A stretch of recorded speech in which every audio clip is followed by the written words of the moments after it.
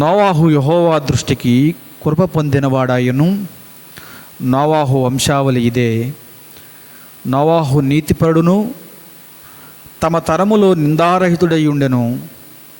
నోవాహు దేవునితో కూడా నడిచినవాడు. ఇక్కడ నోవాహు నీతిపరుడు, నిందారహితుడు, దేవునితో కూడా నడిచినవాడు. కాబట్టి ఈ మూడు లక్షణాలు, ఈ మూడు గుణగణాలు నోవాహు దగ్గర కలిగినాయి. కాబట్టి నోవాహు దేవుని కృప పొందినవాడు. ఆయను నోవాహు దేవుని కృప పొందినవాడుగా మనం ఈ లేఖనంలో చూస్తూ ఉన్నాం.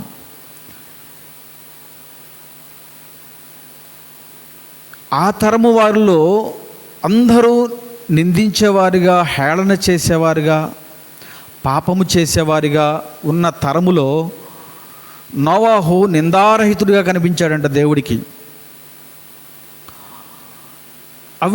అవినీతి పరులు జీవిస్తున్న లోకంలో నోవాహు ఒక్కడే నీతిపరుడుగా జీవించాడంట. ఇది ఒక విధంగా చెప్పాలంటే చాలా కష్టమే. తండ్రి అయిన దేవుడు ఎప్పుడు చెప్తూ ఉంటాడు మనకి, దుష్టుల ఆలోచన చొప్పున నడవక, పాపుల మార్గమున నిలవక, అపహాస్యకులు కూర్చుండ చోట కూర్చుండక, దివారాత్రులు యెహోవా ధర్మశాస్త్రమును ధ్యానించండియా అని ఆయన చెప్తూ ఉంటాడు. మనం అది కీర్తనల గ్రంథంలో మనం చాలాసార్లు వినుంటాం. అది కంఠత వాక్యం. సండే స్కూల్ దగ్గర నుంచి చెప్తారు ఆ వాక్యం. ఇతను పరిశుద్ధుల మధ్యలో పరిశుద్ధంగా లేడు, నీతిమంతుల మధ్యలో నీతిమంతులుగా లేడు. ఎందుకంటే దేవునికి తెలుసు, నీ చుట్టుపక్కల నీతిమంతులుగా ఉంటేనే నువ్వు నీతిమంతుడిగా ఉంటావయ్యా. నువ్వు అపరిశుద్ధులతో సాంగత్యం చేసావంటే నువ్వు అపరిశుద్ధుడిగా మారుతావు. తండ్రి ఉద్దేశాలు ఎప్పుడు దేవుని బిడ్డల పట్ల అదే రకంగా ఉండే. కానీ ఇతను చుట్టూ పాపులు ఉండగా, చుట్టూ నిందించేవారు ఉండగా, చుట్టూ అపవిత్రమైన కార్యకలాపాలు చేసేవారు ఉండగా, వారి మధ్యన నోవాహు నీతిపరుడుగాను, నిందారహితుడుగాను జీవించాడంట. ఇది మనం చాలా ప్రాముఖ్యమైన విషయంగా మనం జ్ఞాపకం చేసుకోవాలి. ఈ ఉద్దేశము నిజంగా యేసుక్రీస్తు ప్రభు వారికి ఉంటుంది. ఈ ఉద్దేశం మనం అది జ్ఞాపకం చేసుకోవాలి. ఎందుకంటే నేను ఎవరి కోసం వచ్చానంటాడు ఆయన? పాపుల కోసం వచ్చానంటాడు. ఎవడన్నా పరిశుద్ధుడిని అంటే నీతో నాకు పాలు పంపులే ఉంటాడు. పాపులను పరిశుద్ధపరచడానికి నేను వచ్చానంటాడు. పాపుల దగ్గరికే వెళ్ళాడు, సుంకరుల దగ్గరికి వెళ్ళాడు, కుష్ఠరోగుల దగ్గరికి వెళ్ళాడు, వాళ్ళను పరిశుద్ధపరిచాడు, వాళ్ళతో భోజనాలు చేశాడు, వాళ్ళతో చక్కగా ఆయన ఉన్నాడు. తండ్రి చెప్తున్నాడు, దుష్టుని ఆలోచన చప్పున నడవక, పాపుల మార్గమున నిలవక అంటున్నాడు. ఈ రెండు, ఈ కొత్త నిబంధనలో ఉన్న నెరవేర్పు, కుమారుడు యేసుక్రీస్తు ప్రభు ద్వారా నెరవేర్చబడిన నెరవేర్పు ఈ పాత నిబంధన గ్రంథములో ఆదిలోనే నోవాహు ద్వారా నెరవేర్చబడింది. ఎవరి మధ్య ఈయన పరిశుద్ధుడిగా ఉన్నాడు? ఎవరి మధ్య నీతిమంతులుగా ఉన్నాడు అంటే పాపుల మధ్య నీతిమంతులుగా ఉన్నాడు.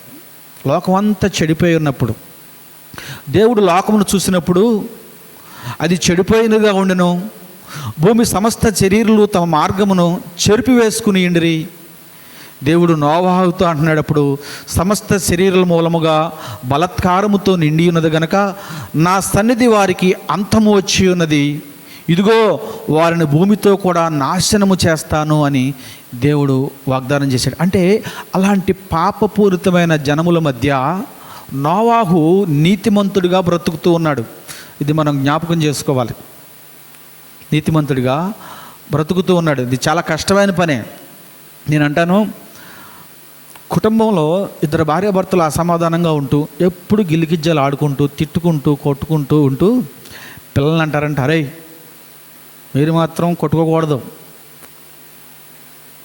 నీకు అక్క కదా, నీకు చెల్లి కదా, నీకు తమ్ముడు కదా, నువ్వు అన్నవు కదా, మీరు మాత్రం చాలా జాగ్రత్తగా ఉండాలి అని వీళ్ళు ఎంత చెప్పినా వీళ్ళు ఎవరిని మాటలు వింటారా? తల్లిదండ్రులను చూస్తూ ఉంటారా? చూసింది నమ్ముతారా? చూసింది ఫాలో అవుతారా? విన్నది ఫాలో అవుతారా? ఖచ్చితంగా చూసిందే ఫాలో అవుతారు. ఈరోజు కుటుంబాల్లో అసమాధానం రేకెత్తుందంటే కారణం ఏంటి అంటే, మనం ఎలా నడుస్తున్నామో మన పిల్లలు చిన్న వయసు నుంచి చూస్తూ ఉంటారు, గమనిస్తూ ఉంటారు. అదే అలవాట్లు వాళ్ళకేంటంటే ఇది తప్పు కాదేమో, దేవునికి విరుద్ధమైనది కాదేమో, ఇది కూడా భక్తి జీవితంలో ఇది కూడా ఒక భాగమేమో అనుకుంటారు వాళ్ళు. మన భక్తే, ముక్తే, మనం జీవించేదే, మన భక్తిని కొనసాగించేదే అని మన అడుగుజాడల్లో మన పిల్లలు నడుస్తూ ఉంటారు. ఎంతవరకు నమ్ముతారు ఈ మాట? 100% మనం నమ్మాల్సిందే. అలాగే ఈయన ఎవరి మధ్య నిందారహితుడిగా ఉన్నాడు? పాపుల మధ్య, పవిత్రంగా జీవిస్తున్నాడు. పాపుల మధ్య, నిందించే వారి మధ్య నిందారహితుడిగా ఉంటున్నాడు నోవాహు. ఇది మనం జ్ఞాపకం చేసుకోవాలి.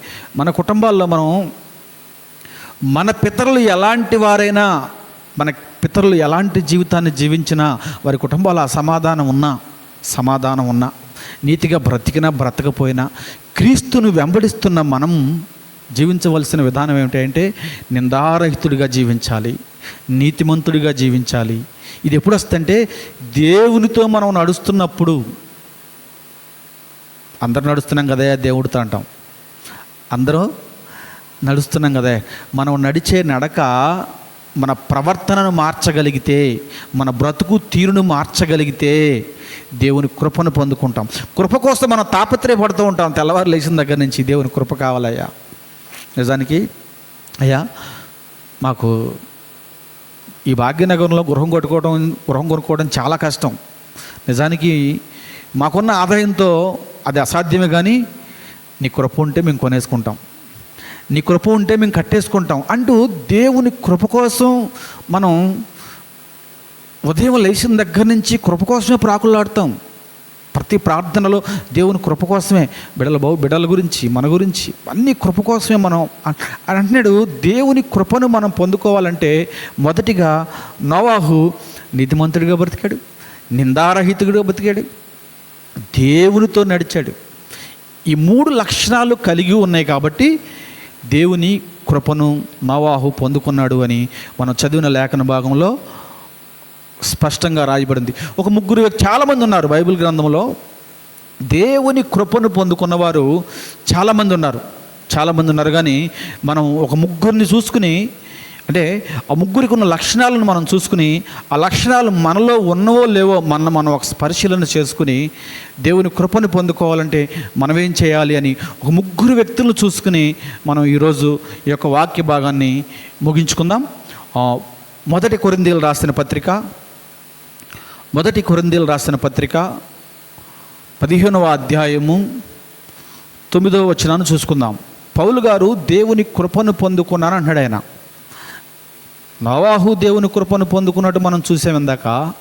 నోవాహు కృపను పొందుకోవడంలో నీతిమంతుడు, నిందారహితుడు, దేవునితో కలిసి నడవటం వలన నోవాహు కృపను పొందుకున్నాడు.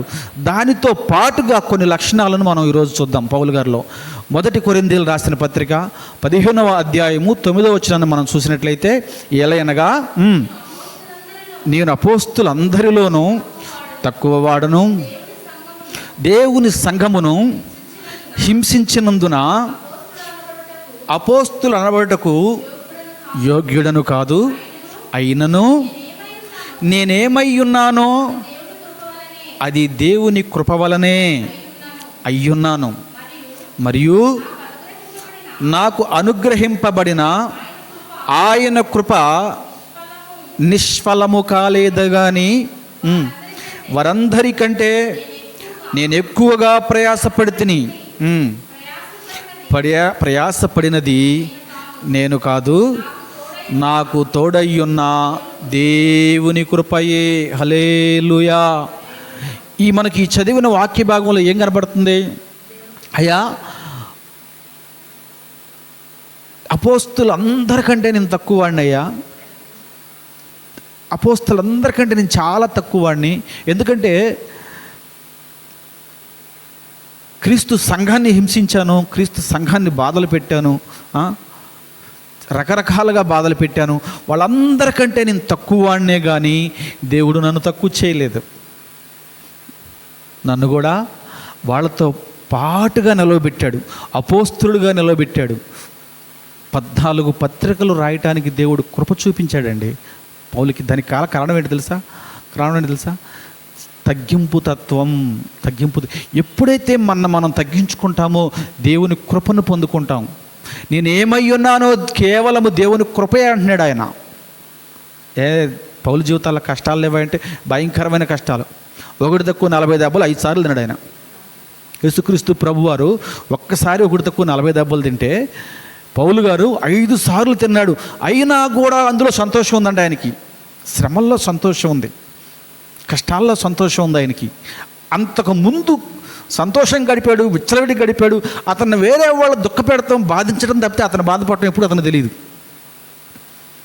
అతను ఆనందంగా ఉన్నప్పుడు నేను కృపను పొందుకోలేదు, కానీ దేవుని కొరకు శ్రమ పడుతున్నప్పుడు అందులో ఉన్న ఆనందం, సంతోషం, సంతృప్తి ఇది కేవలము దేవుని కృప అయి ఉన్నది అంటున్నాడు. ఎన్నోసార్లు చచ్చిపోయారు అనుకున్న సౌలుని తీసుకెళ్ళి రోడ్డు మీద తీసుకెళ్ళి ఈడ్చేశారండి. ఊరు బయట తీసుకెళ్ళి ఈడ్చి పడేశారు చచ్చిపోయాడు అనుకుని. అయినా కూడా దేవుడు మహాకృప చేత ఆయన బ్రతికించుకున్నాడు.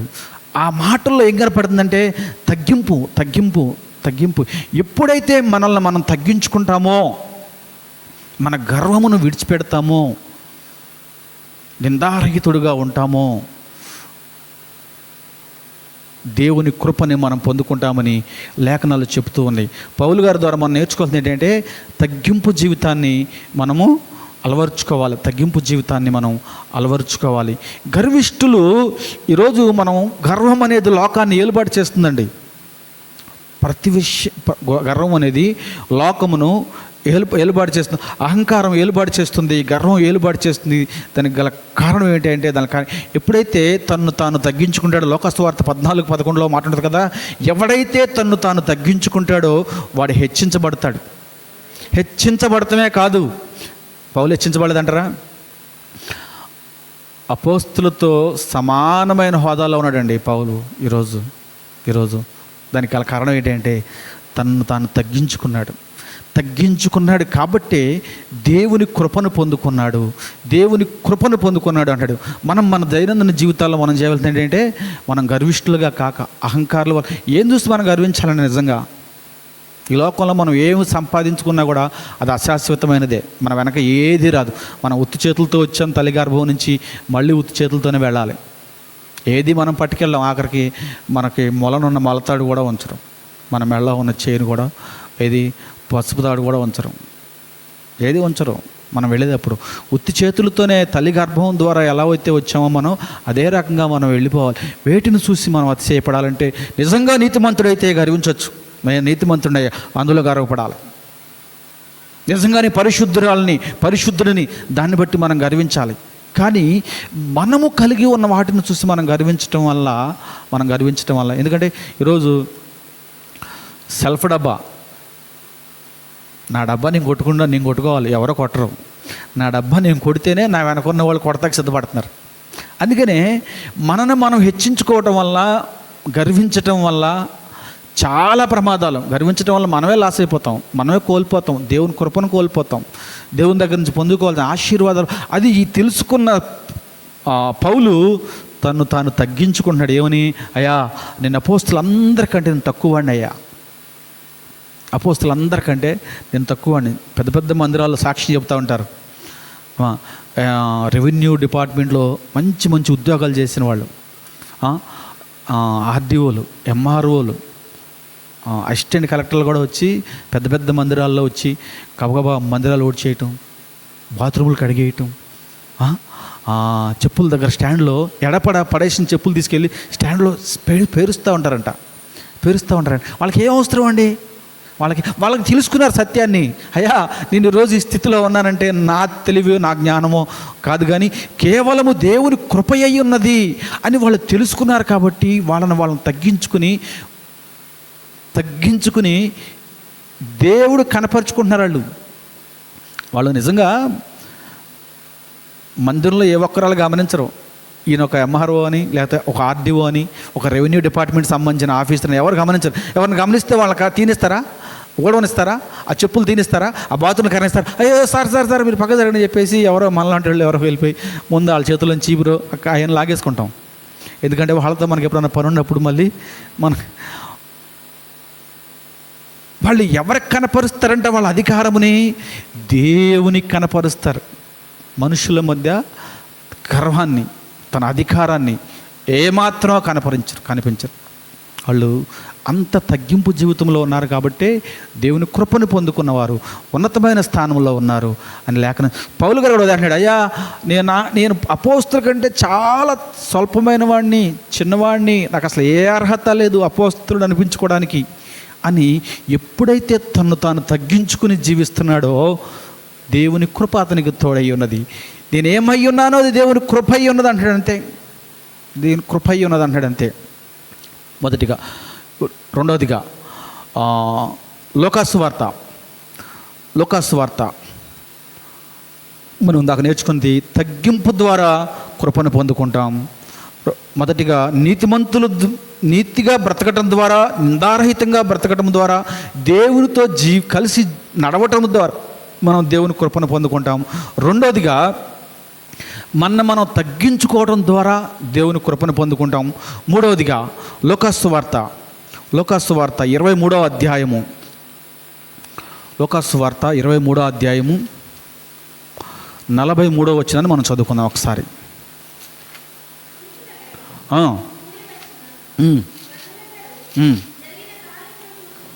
లూకాసు వార్త 23వ అధ్యాయము 43వ వచనం నాన్న. అందుకాయన వానితో, నేడు నీవు నాతో కూడా పరదేశులో ఉందువని నిశ్చయముగా నీతో చెప్పుచున్నానెను. హల్లెలూయా. ఈ మాట ఎవరితో చెప్తున్నాడు? యేసుక్రీస్తు ప్రభువారు సిలువలో ఉన్న దొంగతో చెప్తున్నాడండి. నిజానికి ఇది అసలైన కృప అంటే. మనం ఇంత గొప్ప కృపను, ఇంత గొప్ప రక్షణను ఆ క్షణంలో పొందుకోవడానికి గల కారణం మనం గమనించాలి. ఇన్ని సంవత్సరాల నుంచి మనం భక్తిలో కొనసాగుతున్నాం. మా తాత ముత్తాతల నుంచి మేము క్రైస్తవులం అయ్యా. చిన్నప్పటి నుంచి మేము అసలు 10 ఏళ్ల వయసు నుంచే మేము రక్షణ తీసుకుని రక్షణ అనుభవాన్ని పొందుకున్నాం. మేము దేవుని సన్నిధికి వెళుతూ ఉన్నాం, పాటల ద్వారా స్తుతిస్తున్నాం, ప్రార్థన ద్వారా స్తుతిస్తున్నాం అని మనం చెప్తూ ఉంటాం.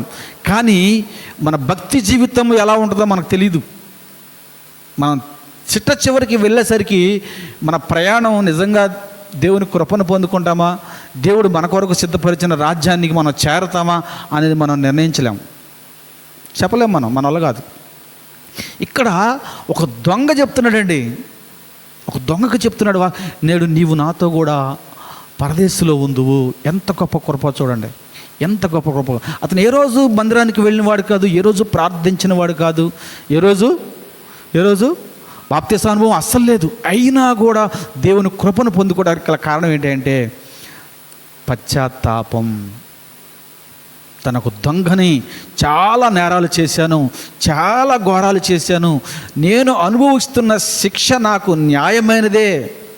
ఈ రోమా సామ్రాజ్యం ఖచ్చితమైన శిక్ష నాకు విధించింది.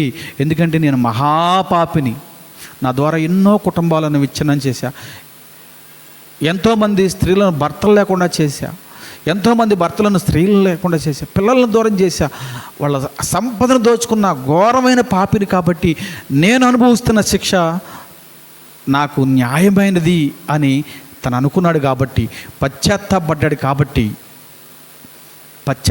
కాబట్టి క్రీస్తుని ఎరిగాడు. కాబట్టి ఏ పాపము ఎరిగిన నీవు, ఏ దోషము ఎరిగిన ఆయన శిక్ష అనుభవిస్తున్నాడనే ఒక పశ్చాత్తాపం అతనిలో కనపడింది. కాబట్టి అతను దేవుని కృపను పొందుకున్నాడు. ఇది మనం జ్ఞాపకం చేసుకోవాలి మన జీవితాల్లో పశ్చాత్తాపం. ఎందుకంటే మన మనుషులం, ఏదో ఒక రకంగా కోపం వచ్చినప్పుడు మన పిల్లల్ని తిడుతూ ఉంటాం, బయటికి వెళ్ళినప్పుడు ఎవడో ఏదో అంటే మనం కూడా గబుక్కు నోరు జారుతూ ఉంటాం. ఖచ్చితంగా నోరు జారు, ఎందుకంటే మనుషులు, మనం రక్తమాంసాలతో కూడుకున్న వాళ్ళం మనం. కానీ వెంటనే మనం స్పృహను తెచ్చుకోవాలి. క్రైస్తవ జీవితంలో మనం స్పృహ కోల్పోయి మనం ప్రవర్తించకూడదు. వెంటనే స్పృహ కలగాలి. తాగినోళ్ళలాగా మత్తులో ఉండడానికి వీలేదు. తాగిన మత్తులో ఉండడానికి ఏం తెలుస్తుంది? వాడికి ఏమి తెలియదు. తాగిన మత్తులో ఉన్నాడు, వాడు మత్తు దిగేంతవరకు వాడు ఇష్టం వచ్చినట్టు మాట్లాడతాడు, ఇష్టం వచ్చిన వాళ్ళు తిడతాడు, ఇష్టం వచ్చినట్టు తిరుగుతాడు, వాడు ఇష్టం వచ్చినట్టు చేస్తాడు, వాడు ఇష్టం ఏదైనా చేస్తాడు. కానీ తాగేది మత్తు దిగ్గానే వందనాలయ్యా అంటాడు. మనకు అర్థం కాదు, ఇంతకే కదరా తిట్టావంటే, అది ఏదో మత్తులో తిట్టామయ్యా, నువ్వంటే నాకేం కోపం, నువ్వంటే నాకేం, నీ మీద నాకు ప్రేమే ఉంది కానీ కోపం లేదంటాడు. ఎందుకు తిట్టాడండా? మత్తులో ఉంది కాబట్టి. నేను అదే అంటున్నా, మనం దేవుని సన్నిధిలో పరిశుద్ధులుగా కొనసాగుతున్నాం, చాలా వందనాలు చెప్తూ ఉన్నాం, చాలా నీతిపరులుగా నిందారహితులుగా మనం కొనసాగుతూ ఉన్నాం. మనం బయటకు వెళ్ళినప్పుడు మందు కొట్టిన వాళ్ళలాగా ఉంటున్నామా? మన ఉద్యోగ స్థలాల్లో స్పృహ కోల్పోయి మనం జీవిస్తున్నామా? అన్యుల మధ్య మన సాక్ష్యం ఎలా ఉంది? ఏ విధమైన మనసాక్షి కలిగి మనం జీవిస్తున్నాం? అది కూడా మనం జ్ఞాపకం చేసుకోవాలి. ఎందుకంటే పశ్చాత్తాపం అనేది దేవునికి మనకు దగ్గర చేస్తాండి. మనం దేవునికి ఎంత దగ్గర అవుదామని ఎన్నో ఉపవాసముల నుండి ప్రార్థించినా కూడా పశ్చాత్తాపం అనేది లేకపోతే దేవుని కృపను పొందుకోలేం, దేవునికి మనం దగ్గర కాలేం. ఇది చాలా ప్రాముఖ్యమైనది. దొంగ పశ్చాత్తాపడ్డాడండి. నిజంగా ఇది నాకు న్యాయమే, ఇది నాకు న్యాయమే, నేను చేసిన ఘోర నేరాలకి ఇది నాకు న్యాయమే అని పశ్చాత్తాపడ్డాడు. కాబట్టి నేడు నీవు నాతో కూడా పరదేశంలో ఉందువు. ఎంత పెద్ద కృప అండి, ఎంత పెద్ద కృప మనం జ్ఞాపకం చేసుకోవాలి. నిజంగా ఈరోజు నిలబడి వాక్యాన్ని బోధిస్తున్న సేవకులకైనా సరే,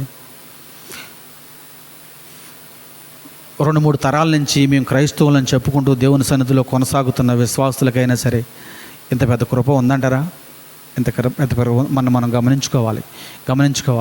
మన జీవితాల్లో పశ్చాత్తాపంతో కూడిన ప్రార్థన మనం జీవితాల్లో మనం అలవాటు చేసుకోవాలి. ఎందుకంటే మన మనుషులం కాబట్టి ఏదో ఒక రకంగా ఎక్కడోసారి స్లిప్ అయిపోతాం, టప్మని స్లిప్ అయిపోతాం, కాలో నోరో కన్నో ఎక్కడోసారి స్లిప్ అవుతాం. కానీ మన పశ్చాత్తాపం మన దేవుడికి దగ్గర చేస్తే దేవుని కృపను పొందుకుంటుంది.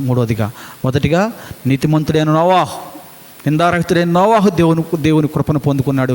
రెండవవాడిగా పౌలు గారు తన్ను తాను తగ్గించుకుని దేవుని కృపను పొందుకున్నాడు. మూడవవాడు దొంగ సెలువు మీద ఉండి పశ్చాత్తాపడి దేవుని కృపను పొందుకున్నాడు. నాలుగవదిగా ఓ మనిషిని చూద్దాం. అపోస్తుల కార్యాల గ్రంథము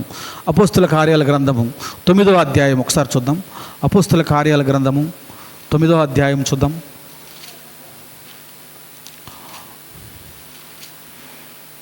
అపోస్తుల కార్యాల గ్రంథము 9వ అధ్యాయము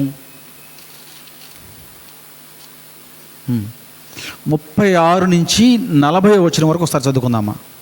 చదువుతారా? ఎవరిని చదివి వినిపిస్తారా? మరియు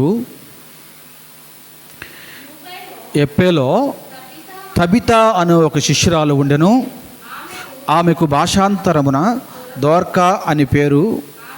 ఆమె సత్క్రియలను ధర్మకార్యములను బహుగా చేసి ఉండెను. ఆ దినమందు ఆమె కాయలపడి చనిపోగా వారు శవమును కడిగి మేడగదిలో పరుండబెట్టిరి.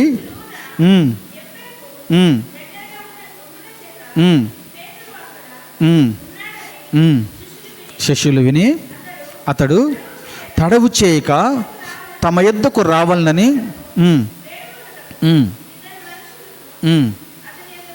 పంపిరి. పేతురు లేచి వారితో కూడా వెళ్ళి అక్కడ చేరినప్పుడు వారు మేడగదిలోనికి వచ్చిరి.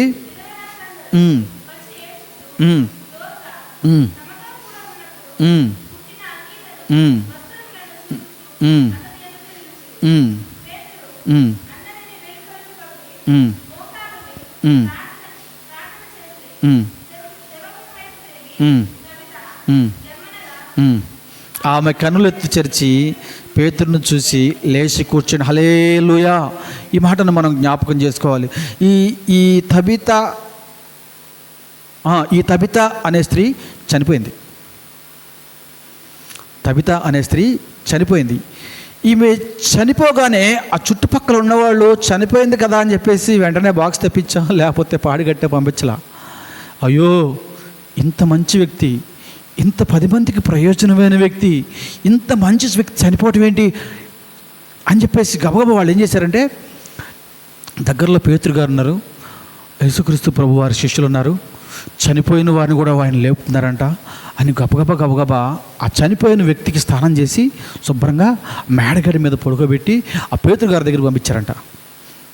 తడువు చేయకుండా పేతురు గారు గబగబా వచ్చినప్పుడు అక్కడ ఏం చేశారు కదా, వెధవరాండ్లు అక్కడ ఉన్న పిల్లలు ఆమె బ్రతికుండంగా చేస్తున్న మేలులను జ్ఞాపకం చేసుకుంటూ పేతురు గారి దగ్గరికి వచ్చి, అయ్యా నువ్వేం చేస్తావో మాకు తెలియదు, చాలా మంచి వ్యక్తి అండి, నువ్వు ఆమెను బ్రతికించాలి, యేసు నామములో నువ్వు ఆమెను బ్రతికించాలి, చాలామందిని బ్రతికించారంట కదా మీరు అని చెప్పేసి ఆమె ఈ మనుషులకు చేసిన సహాయమును జ్ఞాపకం చేసుకుంటూ కృతజ్ఞత కలిగి కన్నీటితో పేతురు గారిని వేడుకుంటారంట. ఎంత గొప్ప సాక్ష్యం చూడండి, ఇది ఎంత గొప్ప సాక్ష్యం. ఈరోజు మనిషి చచ్చిపోయాడంటే గల్లీకి పట్టిన దరిద్రం వదిలిందిరా బాబు అనే సాక్ష్యాన్ని పొందుకుంటున్నాం ఈరోజు మనం. అలా సాక్ష్యాన్ని అంటే ఆ వ్యక్తులు బంధువులు కాదు, రక్త సంబంధికులు కాదు, ఎవరో వ్యక్తులు, ఆమె ద్వారా మేలు పొందిన వ్యక్తులు, ఆమె ద్వారా మేలు అనుభవించిన వ్యక్తులు వచ్చి పేతురు గారి దగ్గరికి వచ్చి వేడుకుంటున్నారంట. అయ్యా ఇగో ఈ బట్టలు చూడు, ఆవిడ మాకు ఇచ్చింది, చాలా మంచి ఆవిడయ్యా, చాలా మంచి భక్తి పర్రాలయ్యా, చాలా పరిశుద్ధంగా జీవించేదయ్యా, తోటి వారికి సహాయం చేసేదయ్యా, ఎవరికన్నా కష్టం వస్తే మొట్టమొదటిగా చెయ్య ఆవిడదే హస్తం, ఆపన్న హస్తంలా అందుకునేదయ్యా, ఏం చేస్తావో తెలియదు ప్రభు, వాళ్ళని బ్రతికించు. ఆమె చేసిన కార్యాలు, ఆమె చేసిన నీతి కార్యాలు, ఆమెకు ఇతరులకు చేసిన సహాయం దేవుని కృపను పొందుకుంది. చనిపోయిన ఆ వ్యక్తి తిరిగి బ్రతకడానికి సహాయం చేసింది. అది ఎవరి వల్ల సాధ్యం అవుతుంటారా? ఒక మనిషి చనిపోయిన వ్యక్తి బ్రతకడం అనేది అసలు ఎవరికి సాధ్యం కాదు, ఎవరికి సాధ్యం కాదు. కానీ ఈ సబిత అనే స్త్రీ తను చేసిన మంచి పనుల వలన, తన వాడకట్లో, తన ఇరుగు పొరుగు వారి దగ్గర తను సంపాదించుకున్న మంచి వలన, క్రీస్తు ప్రేమను వలన, క్రీస్తుని కనపరచడం వలన, క్రీస్తు ప్రేమను కనపరచడం వలన దేవుని కృపను పొందుకుంది. ఈరోజు మన సాక్ష్యం ఏందో మనం గమనించాలి. మన సాక్ష్యం ఎలా ఉందో మనం గమనించాలి. మనం మొదటిగా మనం ఏం నేర్చుకున్నామంటే, నిందారహితుడిగా జీవించటం వల్ల, నీతిగా బ్రతకటం వల్ల, దేవునితో కలిసి నడవటం వల్ల నోవాహు దేవుని కృపను పొందుకున్నాడు. రెండవదిగా తాను తగ్గించుకోవటం వల్ల అపోస్తలుడైన పౌలు దేవుని కృపను పొందుకున్నాడు. మూడవదిగా శిలువ మీద దొంగ కూడా దేవుని కృపను పొందుకున్నాడు. నాలుగవదిగా చనిపోయిన సబిత దేవుని కృపను పొందుకుని మళ్ళీ జీవించింది. హిజ్కియా కూడా ప్రార్థన చేస్తాడు చనిపోయే ముందు. చనిపోతాడని తెలిసిన తర్వాత, నీ ఎదుట నీ సన్నిధిలో నేను ఎట్లు జీవించుతునో నీ కృపతో జ్ఞాపకం చేసుకో అన్నాడు. దేవుని కృప మీద మనం ఎప్పుడైతే ఆధారపడి జీవిస్తామో దేవుని రాజ్యానికి వారసులు అవుతాం. ఈ లోకంలో కూడా జయ జీవితాన్ని పొందుకుంటాం. అందుకే పౌలు గారు అంటుంటాడు అప్పుడప్పుడు, ఏమంటాడంటే, తిమోతిలు రాసిన పత్రిక 4వ అధ్యాయం 7వ వచనంలో అంటాడు కదా. ఒకసారి 2వ తిమోతి రాసిన పత్రిక 4వ అధ్యాయం 7వ వచనం ఒకసారి మంచి చూడండి. ఒకసారి, మంచి పోరాటం పోరాడి తిని నా పరుగు తుదముట్టించి తిని నా విశ్వాసమును కాపాడుకుంటుని అంటాడు. 2వ తిమోతిలు రాసిన పత్రిక 4వ అధ్యాయం 7. మన భక్తి జీవితంలో మంచి పోరాటం పోరాడాలి. దేని కొరకు? నా పరుగును విశ్వాసమును ఎప్పుడైతే మనం మన విశ్వాసమును కాపాడుకుంటామో మన పోరాటము మంచి పోరాటం అయి ఉండాలి. మంచి కొరకు పోరాటం చేసేదై ఉండాలి. మన భక్తి జీవితంలో దేని కొరకు పరుగులు పెడుతున్నామో ఆ పరుగు తుదముట్టించాలి అంటే, చిట్ట చివరి వరకు ఆ పరుగును కొనసాగాలి అంటే మనము మంచి పోరాడాలి. మన విశ్వాసమును కాపాడుకోవాలి. అప్పుడు మాత్రమే దేవుని కృపను మనం పొందుకోగలం. మనం జ్ఞాపకం చేసుకోవాలి. ఈ నలుగురు వ్యక్తులలో మనం ఉన్నామా లేమా? మనం ఉన్నామా లేమా? మనం ఒకసారి పరిశీలన చేసుకోవాలి. దేవుని ఆశ ఏంటంటే, ఆకాశము కింద భూమికి పైన నివసిస్తున్న ప్రతి మానవుడు, ప్రతి పురుషుడు, ప్రతి స్త్రీ కూడా దేవుని కృపను పొందుకోవాలి, దేవుని రాజ్యానికి వారసులు అవ్వాలి అనేది దేవుని యొక్క మహాసంకల్పం కాబట్టి మనం దేవుని సన్నిధిలో కొనసాగుతున్న మనం కూడా ఖచ్చితంగా దేవుని కృపను పొందుకొని మంచి పోరాటం చేసి మన భక్తులు మంచి కొరకు పోరాటం చేద్దాం. నిజానికి పౌలు గారు క్రీస్తుని వెంబడించగా అన్ని కష్టాలు, అన్ని శ్రమలు, అన్ని అడ్డంకులు, అన్ని దెబ్బలు, అన్ని బాధలు, నాకెందుకు ఈయన్ని వెంబడించక ముందు నేను సంతోషంగా ఉన్న చక్కటి లైఫ్ అనుభవించా అని విడిచిపెడితే సౌలుగానే ఉండేవాడు అతను. సౌలుగానే ఇన్ని సంవత్సరాల చరిత్ర అతని వెనక చెప్పుకోవడానికి ఏముండేది కాదు. అందుకన్నా మన భక్తిలో మంచి పోరాటం చేయాలి. శ్రమలైనా, కష్టాలైనా, నిందలైనా, బాధలైనా ఓ మంచి పోరాటం చేసినప్పుడు, మన పడుగు తుదవరకు ముట్టించినప్పుడు, మన భక్తి జీవితం తుదవరకు ముట్టించినప్పుడు మన విశ్వాసాన్ని మనం కాపాడుకుంటాం. అట్టి కృప దేవుడు మనందరికీ అనుగ్రహించునుగాక. ఆమేన్.